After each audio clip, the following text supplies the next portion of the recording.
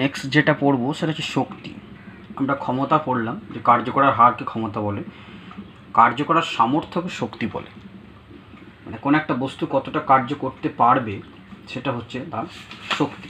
তার জন্য কতটা টাইম লাগলো সেটা কিন্তু অতটা ইম্পর্ট্যান্ট নয়।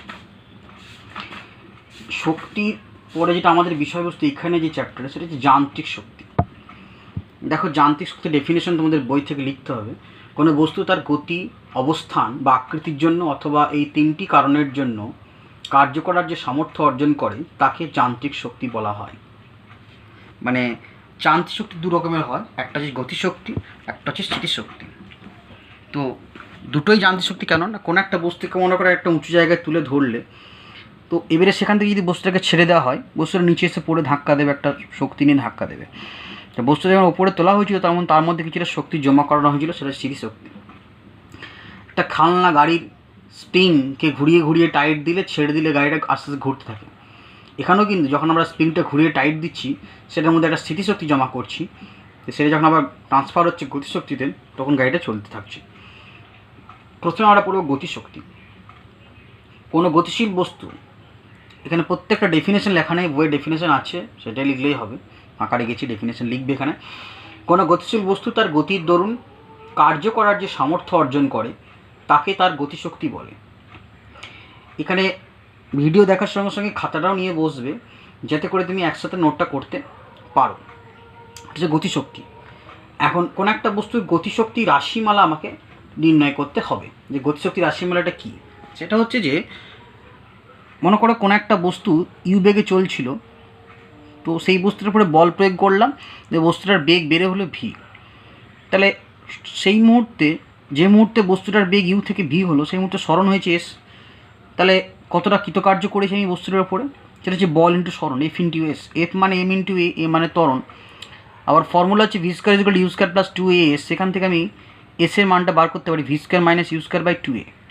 তাহলে সেখান থেকে তুমি পাচ্ছ ডাব্লু সমান এম এ ইন্টু এসের জায়গায় V square minus U square by 2a। A কেটে গেলে half M V square minus U square. মানে কোনো বস্তুর প্রাথমিক বেগ ইউ থেকে বৃদ্ধি করে অন্তিম বেগ ভি তে পৌঁছাতে কৃতকার্য যেটা হলো, সেটা হচ্ছে যে ওই যে half M V square minus half m u square, ব্র্যাকেটটাকে ভেঙে দিলে, সেটা হচ্ছে অ্যাকচুয়ালি গতিশক্তির পরিবর্তন। তো এবারে যদি প্রাথমিক গতিশক্তিটা শূন্য হয়, মানে যদি ইউটাকে শূন্য ধরি আমরা, তাহলে সেক্ষেত্রে কৃতকার্য কত হবে, শুধুমাত্র হাফ এম ভি স্কোয়ার হবে। তো এই যে কৃতকার্যটা, সেটাই হচ্ছে গতিশক্তি। মানে তুমি বস্তুর উপরে বল প্রয়োগ করলে বস্তুটা সরণ হলো, তার জন্য যে কৃতকার্যটা হলো, সেই কৃতকার্যটাই বস্তুর মধ্যে গতিশক্তি হিসাবে ট্রান্সফার হলো। মানে বস্তুটার মধ্যে এখন গতিশক্তি রয়েছে হাফ এম ভি স্কোয়ার। মানে বেসিক্যালি এখানে যেটা হচ্ছে, কোনো একটা বস্তুর বেগ ইউ ইজ ইকুয়াল টু 0 থেকে বস্তুটার বেগ যদি ভি হয়, 0 থেকে যদি ভি হয়, এ সরণ হয়, তাহলে সেক্ষেত্রে তখন কৃতকার্যটা হচ্ছে কি হাফ এম ভি স্কোয়ার। বুঝতেই পারছো, তাহলে তখন এই ইউ টার্মটা থাকছে না। তো আমরা গতিশক্তির রাশিমালা পেলাম আমরা হাফ এম ভি স্কোয়ার। এখন গতিশক্তির জায়গাটায় যদি ওপর নিচে এম দিয়ে গুণ করি, তাহলে ওপরটা হচ্ছে এম ভি এর হোল স্কোয়ার বাই এম। তুমি দেখো এম ভি মানে হচ্ছে ভরবেগ, এম ইন্টু ভি মানে হচ্ছে পি, যেটাকে বলা হচ্ছে ভরবেগ, ইংরেজিতে বলা হয় মোমেন্টাম। ইংরেজিতে বলা এটাকে মোমেন্টাম। ইংরেজি কথাগুলো মনে রাখতে হবে, বিভিন্ন কম্পিটিটিভ এক্সামের জন্য আমাদের লাগবে। তো আমরা যেখানে বসাই পি স্কোয়ার বাই 2m, তাহলে কোনাকুনি গুণ করলে যে পি স্কোয়ার ইজগুলো 2mকে হতো, তাছাড়া পি ইজগুলো রুট ওভার অফ 2m-কে। তো অনেক সময় এই ইকেটাকে শুধু কে দিয়ে রিপ্রেজেন্ট করা হয়, তাহলে পি সমান তখন দেখায় রুট ওভার অফ 2m-কে। তো এখানে যেটা লিখলাম পি সমান রুট ওভার অফ 2m-কে। নেক্সট যে বিষয়টা আমরা পড়বো সেটা হচ্ছে যে কার্য গতিশক্তির উপপাদ্য। কার্য গতিশক্তির উপপাদ্য কি না, কোনো একটা বস্তুর ওপরে যে কার্যটা করলাম সেটা অ্যাকচুয়ালি তার গতিশক্তির পরিবর্তন। কোনো একটা বস্তুর ওপরে যে কার্যটা করা হবে, কোনো একটি বস্তুর ওপরে কৃত কার্য সমান হচ্ছে গতিশক্তির পরিবর্তন। এখন এইটা অলরেডি কিন্তু আমরা করেছি প্রমাণ দেখার জন্য, অলরেডি কৃত কার্য সমান দেখিয়ে দিয়েছি তাকে গতিশক্তির পরিবর্তন, মানে half M V square minus half M W সমান গতিশক্তির পরিবর্তন অলরেডি কিন্তু দেখানো হয়ে গেছে, মানে ওখানে কিন্তু প্রমাণটা হয়ে গেছে।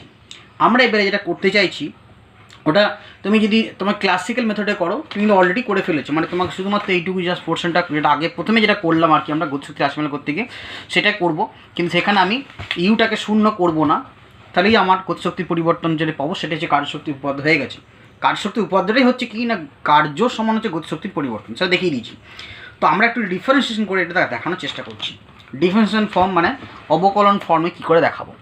দেখো কোনো একটা বস্তুকে মনে করো এ বিন্দু থেকে বি বিন্দুতে নিয়ে যাচ্ছি, মানে বস্তুটার বেগ যদি ভি এ থেকে ভিবিতে নিয়ে যায়, তাহলে বিভিন্ন পয়েন্টে বিভিন্ন দিকে বল প্রয়োগ করতে হয়। তাহলে কোনো একটা মুহূর্তে মনে করো ছোট্ট একটা সরণ ডিআরের জন্য কৃতকার্য ডিডাব্লিউ কত হবে, এফ ডট ডিআর হবে, মানে এফের সঙ্গে সরণের গুণফল, বল ইন্টু সরণ। তো এম ভারি কণা এ থেকে বি এই পথে গেল, ডিআর সরণের জন্য কৃতকার্য হচ্ছে এটা। তো সেখান থেকে মোট কৃতকার্য কত হবে, A to B F dot dr. ক্যালকুলেশনটা ভালো করে লক্ষ্য করে দেখো, এফের জায়গায় নিলাম m into a into dr. A মানে ডিভি বাই ডিটি, বেগে পরিবর্তনের হার, তোমরা পড়েছো আগে। ডিআরটা পাশে লিখলাম, তো ডিভিটা যদি লিখি তাহলে এটা ডিআর বাই ডিটি করলাম, টিটাকে ডান দিকে নিয়ে চলে গেলাম, একটু সরে গেলাম, তাহলে ডিআর বাই ডিটি মানে আবার কি ভি হয়, ভেলোসিটি হয়, এটা হচ্ছে বেগ, যেটা হচ্ছে ডিআর বাই ডিটি। সেটা এখানে বসিয়ে দিলাম, তাহলে এটা এম ভি ইন্টু ডিভি হলো, তাই না? তাহলে তুমি পাচ্ছ ডাব্লিউ ইজ ইকুয়াল টু কি, এবারে এমটা বাইরে বেরিয়ে গেলো, ভি এর ইন্টিগ্রেশন হচ্ছে ভি স্কোয়ার বাই টু। তুমি যদি রেঞ্জ বসাও ভি এ থেকে ভিবি, তাহলে হচ্ছে VV square minus V square.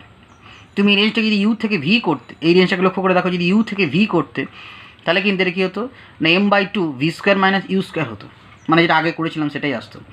তো আমি এখানে দেখলাম W is equal half M VV square minus half M V square, মানে এখানে দেখো কৃতকার্যটা হলো, কৃতকার্য সমান হচ্ছে গতিশক্তির পরিবর্তন, এটাই কিন্তু কার্য শক্তি উপপাদ্য। আশা করি বুঝতে পারলে। এই হলো তোমার কার্যশক্তি উপপাদ্যের ব্যাপার। এখান থেকে বাংলা ভাষায় লিখে রাখলে কৃতকার্য সমান হচ্ছে গণটির গতিশক্তির পরিবর্তন, সেটা তোমরা লিখতেই পারো, এটা তুমি পারবে লিখতে, ঠিক আছে। নেক্সট আমরা যে বিষয়টা পড়বো সেটা হচ্ছে স্থিতিশক্তি। যে টপিক্সটা আমরা এবারে পড়বো সেটা হচ্ছে স্থিতিশক্তি।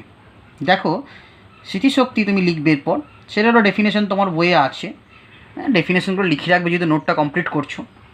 সেটা হচ্ছে যে কোনো একটা বস্তু তার বিশেষ অবস্থান বা আকৃতির দরুন কার্য করার যে সামর্থ্য অর্জন করে।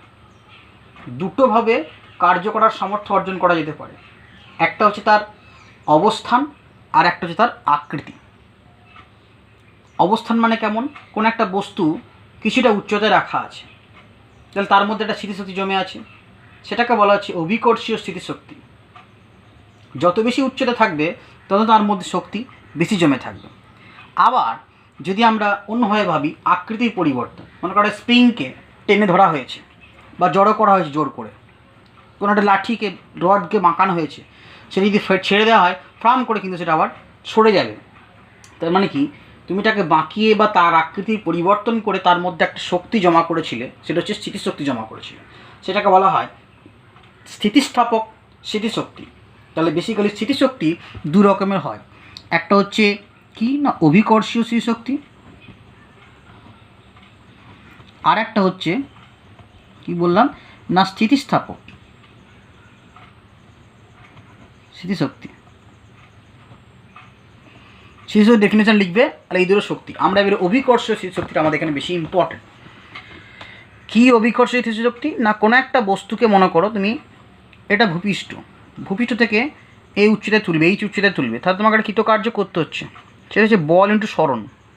তাহলে বলটা কত না বস্তুর যা ওজন সেটাই বল তোমাকে প্রয়োগ করতে হবে। আর তুমি যে বস্তুটা করে বল প্রয়োগ করবো প্রতিটি বস্তুটাকে নিয়ে যাবে, তাহলে তোমাকে যে কৃতকার্যটা করতে হচ্ছে সেখানে সেটা হচ্ছে প্রযুক্ত বল ইন্টু সরণ, বলটা এমজি, তাহলে এখানে স্থিতিশক্তি হয়ে গেলো কি এমজিএইচ। তার মানে তোমার এই উচ্চতায় বস্তুটা থাকলে তার মধ্যে যে স্মৃতিশক্তিটা জমবে সেটা হচ্ছে এমজিএইচ। এখন বস্তুটাকে যদি ভূপৃষ্ঠ থেকে নিচের গভীরে নিয়ে যাও তখন তার মধ্যে থাকবে যেটা হচ্ছে নেগেটিভ পোটেনশিয়াল এনার্জি, ঠিক আছে।